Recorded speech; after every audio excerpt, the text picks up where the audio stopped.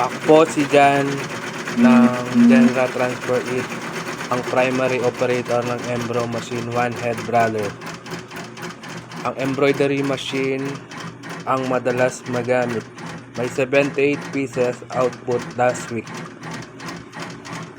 Ito ang monitor screen.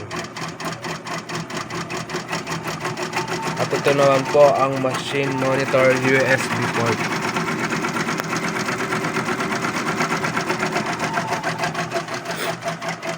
Ito ang needle bar. Maayos siyang magtahi.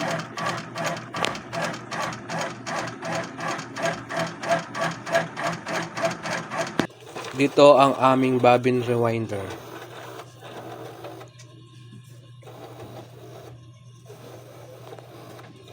Ang pelon. Dito po ang aming frame storage.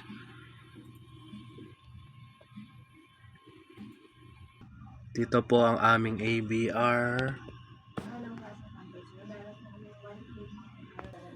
Dito naman din po ang aming embroidery pending area.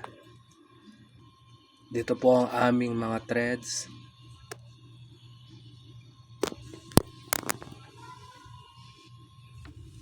Dito po ang mga used threads at ang mga tools ko po.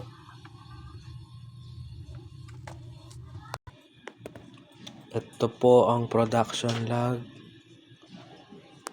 inventory report. Dito po nakasulat yung aking mga pang pull out po sa Bluebird. Hindi pa po siya kasi nakaschedule, i-input sa system. Sa katapusan pa daw po. Embroidery maintenance checklist.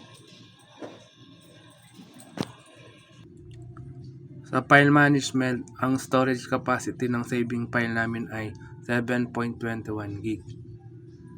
Wala naman po akong na-delete ng last week. File record on monitor USB status ay good naman po. Yun lamang po. Salamat po.